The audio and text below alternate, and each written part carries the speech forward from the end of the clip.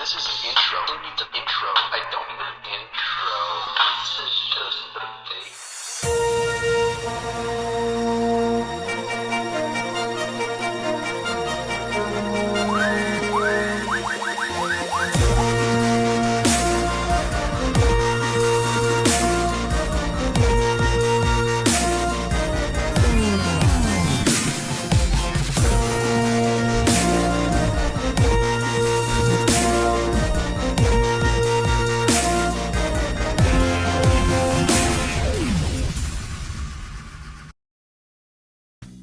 YouTube, what is up? I'm your OhmBoy Josh, back at you with the third installment of CoilWars Civil Wars, a tournament-style build competition in which we've worked our way down from 16 builders down to 8 builders, and now in our third round we are with 4 builders. 2 build battles that will decide who is going to face off in the last round of CoilWars Civil Wars. First up, we have Chris Charles versus Richie Oliver. These builders were tasked with creating staggered variations. Chris Charles created a corrugated twist on a traditional staggered stapled fused clapton. Chris has 2 strands of corrugated ribbon wire spaced between 3 sets of double planks of ribbon wire, creating a staple core of 8 strands of ribbon wire in total. 2 corrugated and 6 straight. He's framed that in 2 strands of what I would say is 28 gauge staggered clapton with probably 30, maybe 40 by the look of it. Yeah, it looks pretty thin. And then he has fused over it in 40 as well into the gaps, creating a very traditional staggered stapled fused clapton with some corrugated cores. Lots of purples and oranges and blues, and he's got it mounted up in my personal favorite, the Aeronaut RDA. Very clean staggered stapled fused clapton from Chris Charles. Counter to that, Richie Oliver has created a staggerton variation of 8 plies of 0.4 ribbon wire with 26 gauge frames, and he's created a staggerton out of that with 44 over 36 gauge micro claptons. These claptons are so clean, guys. These are like butter. These are the most beautiful micro claptons I think I have ever seen. He's also paralleled that up against, by the looks of it, some 22 gauge. I bet this one ohms out low, people. Low. So clean on these micro claptons, guys. I just can't get over them. They're just gorgeous. He got some really nice color here too. Some yellows and golds, purples. And this wick shot showing off some really nice blues there as well. Really nice work from Richie as well here, guys. On the other side of the bracket, we had Richard Farrar against Tim Haynes. These builders were tasked with creating coils consisting only of standard claptons. Only simple standard claptons could make up these builds. Richard Farrar started out by making a fishtail braid. Its core is 3 strands of 32 gauge nichrome clapton and 40 gauge stainless steel. He's framed that in 2 strands of 28 gauge Kanthal clapton with 36 gauge Kanthal and 36 gauge stainless steel over 28 gauge stainless steel, twisting those together. He's then created a helix over the twist and the fishtail braid consisting of 4 strands of 32 gauge nichrome and 44 gauge nichrome, skip fusing the helix, so there are 4 fuses and then 3 spaces alternating. He's got this mounted up 4 wraps with a 3mm internal diameter, dual coiled up in the Sub-Zero X RDA. He says it pre-fired at 0.06 and post-pulse it comes out to 0.08. I will take a moment to remind all of you to exercise caution and know your Ohm's law when thinking about how you're going to build your own RDAs.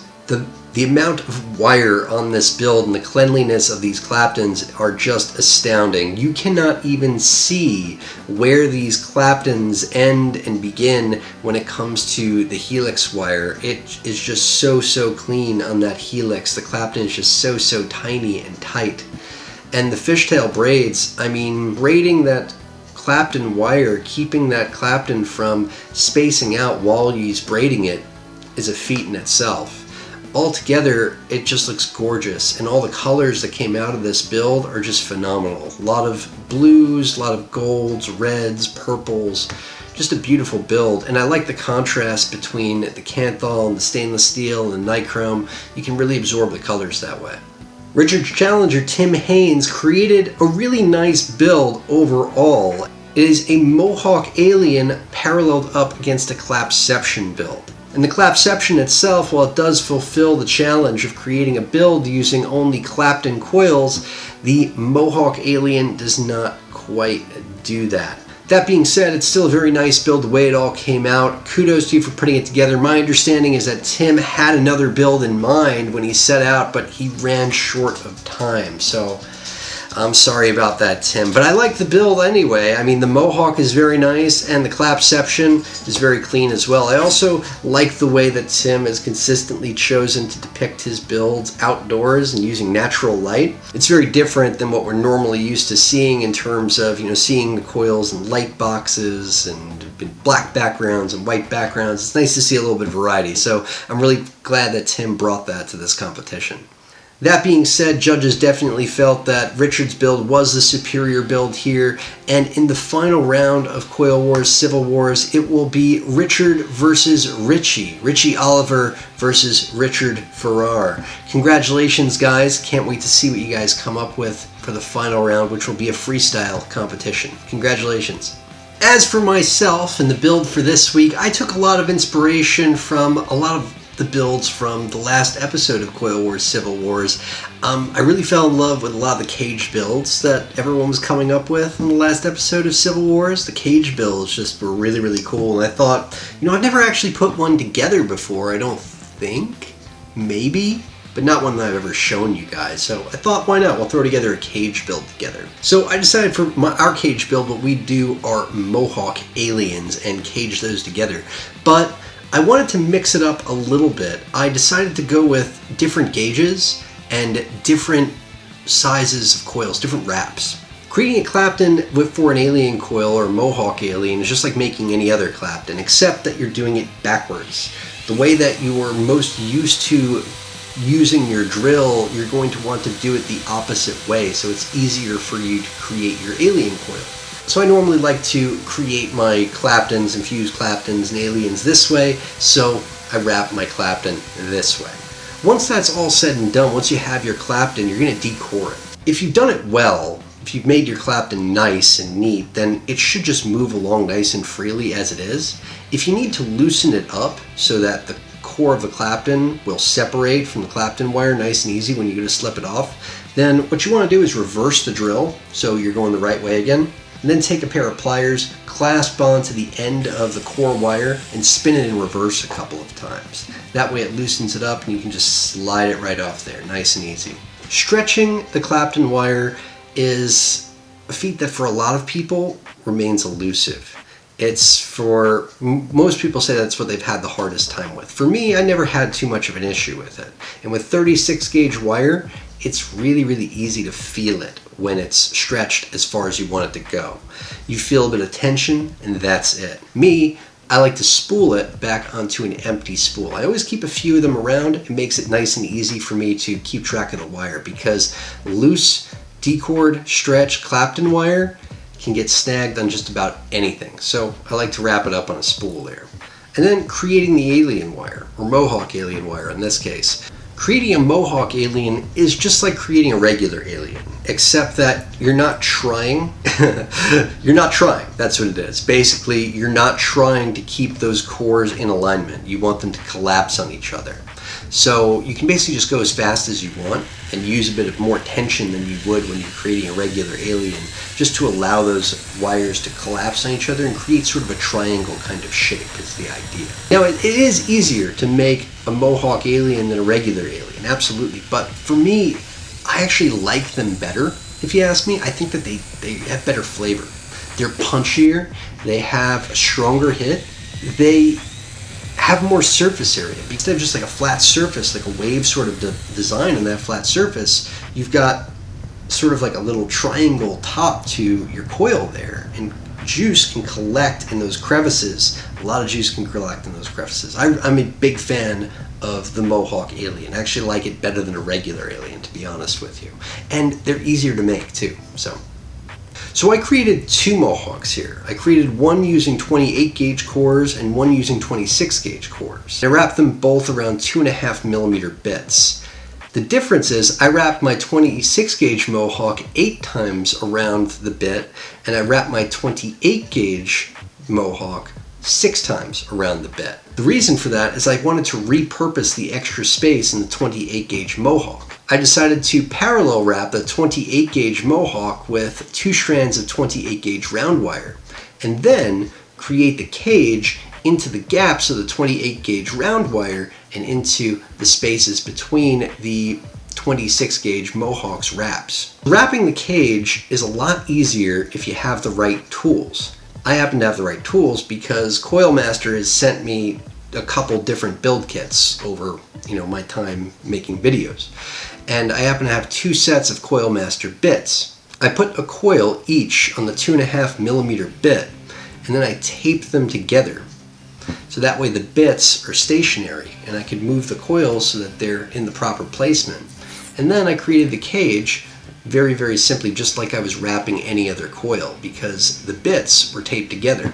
Nice and easy to put this all together. If you're working with screwdrivers, that's fine, but you're going to have to battle with the extra weight and the off-balance nature of working with screwdrivers, which are sticking out to here and here.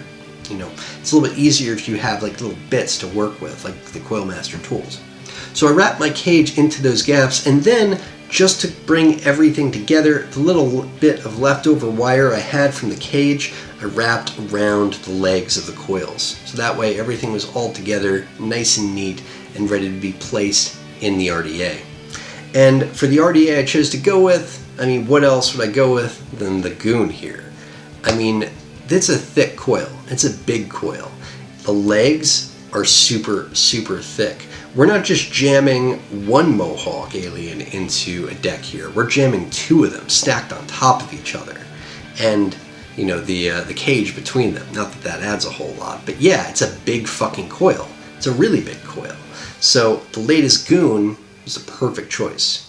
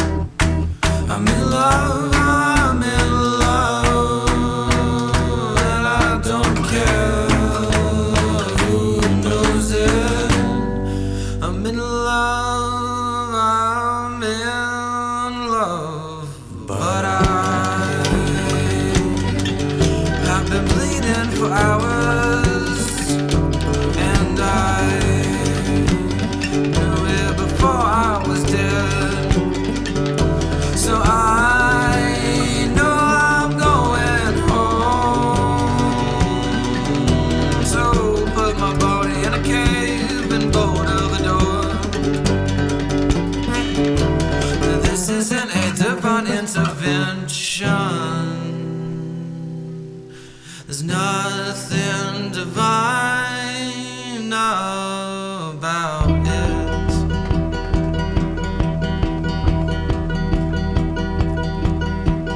You said that you would die for me,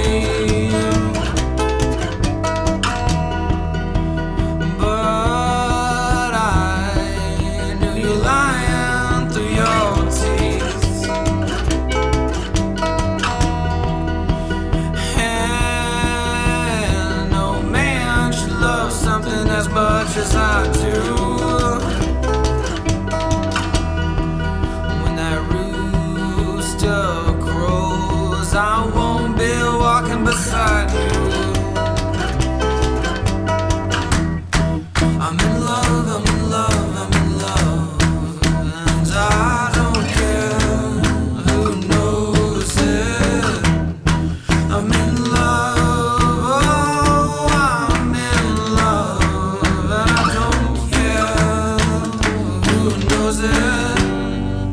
I'm in love, oh, I'm in love, but I have been bleeding for hours before I knew that I was dead. And I know I'm going home, so put my body in a cave and bolt the door. Well, this is not a divine intervention. There is nothing divine about it.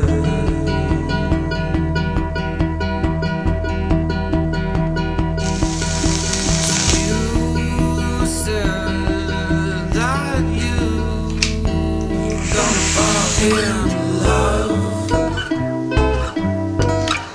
It's a hot vape, and it ohms out pretty moderate at about 0.15 or so. For a dual coil build, that's not super low. And that was intentional. That's why I chose to go with 6 wraps and 8 wraps, and 28 gauge and 26 gauge. I was hoping they would balance each other out somewhat, especially with the 28 gauge cage. And you know, there's 3 more wires there that we're working with between the parallel wraps and the cage itself. I knew it was going to ohm out pretty low. I'm actually surprised that it didn't ohm out lower, so I'm happy with that. In terms of flavor, in terms of cloud production, in terms of all that, I kind of wish that I had a little bit more airflow for this particular build. I kind of wish that I put it in something where the air could come up a little bit higher, because I'm hitting the bottom coil head on, but I kind of wish that I was hitting both coils a bit better. It's got a lot of flavor and a lot of heat.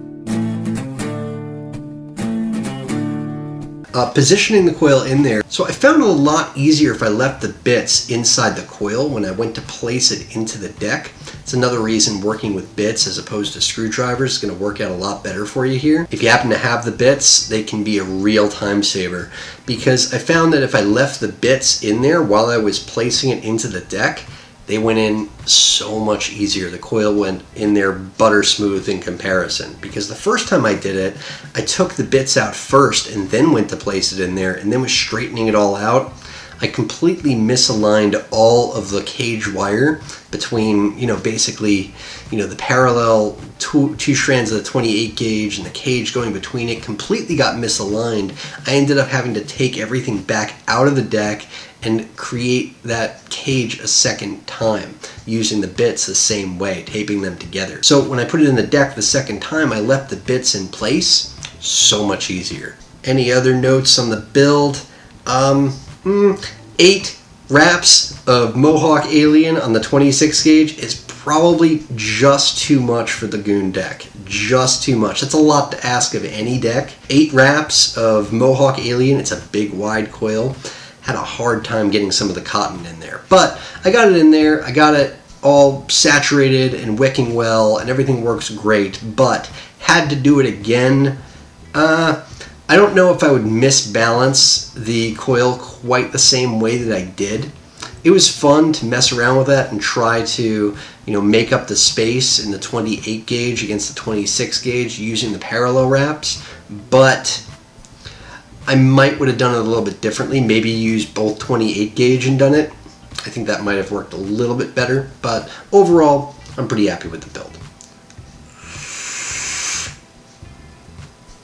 Anyway, guys, that is a wrap on the 3rd installment of CoilWars Civil Wars. I appreciate all the things you guys do, the likes, the comments, the subs, all that good stuff. 2 more ways you can support the channel. I have a list of affiliate links in the bottom of the description on every video, and I have a Patreon account if you feel like making a donation to the channel.